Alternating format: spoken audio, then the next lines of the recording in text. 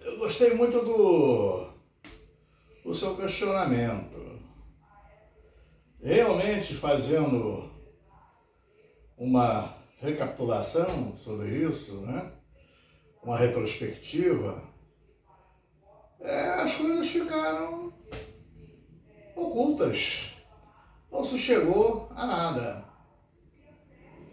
Né? Então, existem muitas suposições, muitas ilações, muitas investigações jornalísticas. Os que estavam lá na época do incidente, lá em Juiz de Fora, cada um fala uma coisa, a Joyce Halson me fala uma coisa, aquele outro deputado federal, no momento aqui eu não me lembro do nome, que foi ator também, ator de teatro e televisão. E o próprio Santos Cruz, general, ele estava lá no dia. O Bibiano já morreu, não sabe de nada. Agora, o Marinho estava, o Paulo Marinho, filho, também participaram disso, né? Então, existem acusações feitas pelo próprio Bolsonaro, que poderia ser alguém ligado, né? Que há um mandante e tem que se apurar quem é o mandante. Não é verdade? Mas ninguém apurou quem é o mandante. Apenas julgaram que o Adélio Bispo é portador de patologia mental severa, e eu procurei fazer uma investigação, ele nunca teve nenhum episódio de tentativa de homicídio ou de lesão corporal por problemas de ideologia política. Nunca houve isso. Há também outra investigação de um jornalista aí, Joaquim de Carvalho, de que ele foi para o Paraná para praticar tiro ao alvo lá, né? E é uma série de coisas aí que a polícia... Agora, o que mais me impressiona é que a Polícia Federal, os agentes, e principalmente o seu Ravage, que era o chefe, né, da escolta dele, ele, segundo consta, ele sempre colocava o colete. E nesse dia, lá em Juiz de Fora, ele saiu sem colete. E o seu Ravage e os outros membros da Polícia Federal não atentaram para isso, que ele poderia sofrer um atentado como sofreu. E a sorte dele é que o Luiz Henrique estava lá, o Boca Torta, né?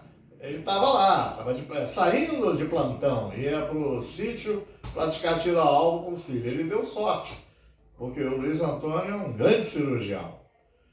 Entendeu? Então, eu acho que tinha-se que apurar quem é o mandante. Né? Pode ser tem aí vários parlamentares que foram acusados, né, da oposição.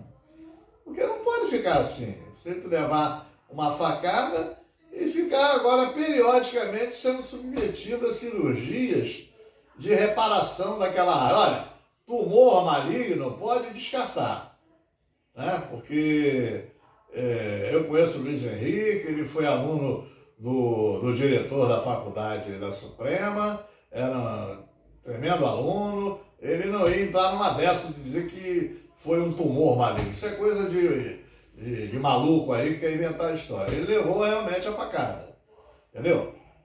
Agora, tem que apurar isso. Então, a melhor maneira de se fazer é que a Polícia Federal não apurou nada. Simplesmente aparece um advogado, né, lá do ET, né, e diz assim, não, eu sou o advogado dele, sem a família contratar, sem nada.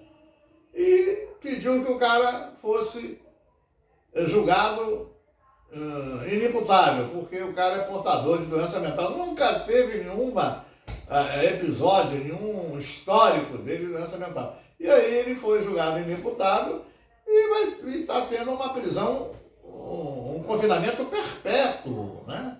Num presídio de segurança máxima. Porque o cara que tem problemas mentais, ele tem que fazer terapias. E no presídio de segurança máxima, você não vai fazer terapia. Tem que ser uma clínica especializada para doentes mentais. E o cara tá lá, ó, continua lá e tal. E o mandante? O mandante está solto. E o Bolsonaro com sequela. Então, a única maneira, Gerard, de fazer isso é o próprio Flávio Bolsonaro, né? Ou Randolfo Rodrigues, em pegar assinaturas para a CPI da facada de setembro de 2018, para nós chegarmos ao mandante que fez esse cruel atentado a um candidato à presidência da República. É isso que eu acho que tem que ser feito, porque não adianta mais nada. Os caras da Polícia Federal foram premiados, foram depois trabalhar na BIM, não é? Então, deixaram o candidato sair sem colete, tá entendendo? Correndo risco, ele nunca fez isso. Naquele dia ele fez isso.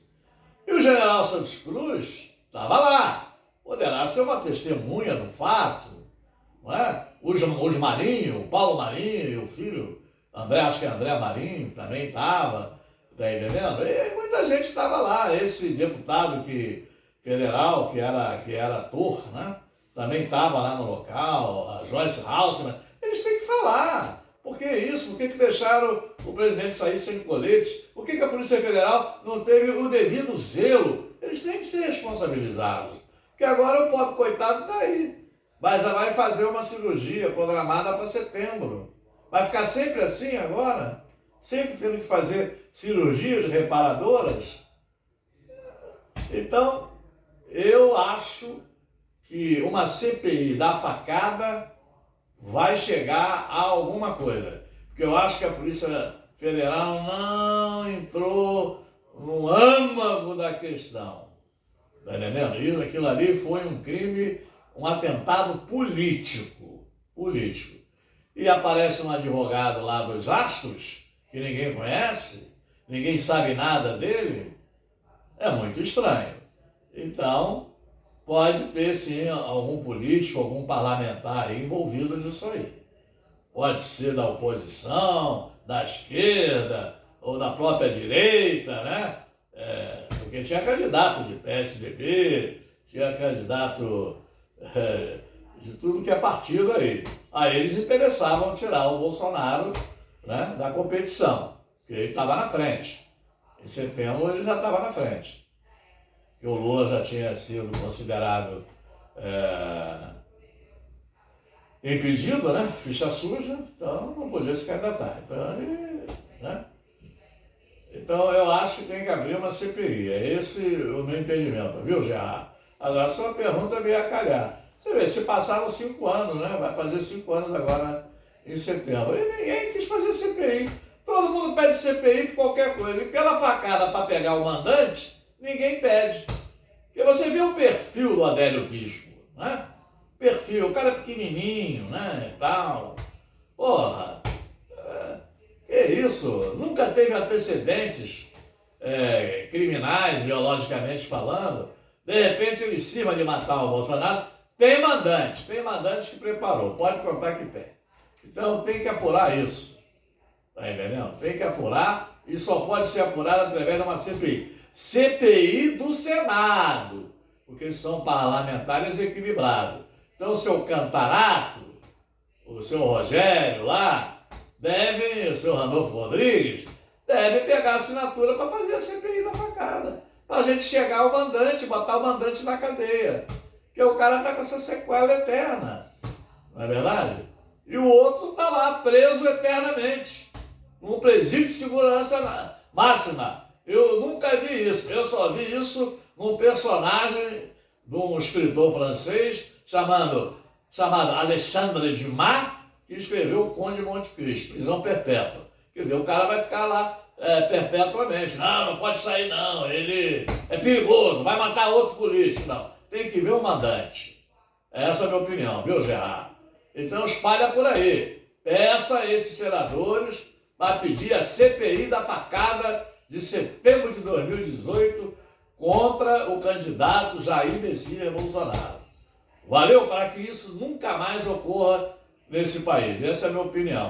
Agora, gostei do seu questionamento, porque eu nem estava pensando mais em facada, mas realmente tem isso aí. Né? Chamar esses jornalistas investigadores, né? Que fizeram investigações e tal. Né? Tem que perguntar tudo isso aí para ver se chega ao mandante. Não é verdade? Então tá bom, Gerard, um abraço, boa noite, foi um prazer falar com você. Gostei de ver a sua carteira, hein? Até que enfim você conseguiu. Valeu!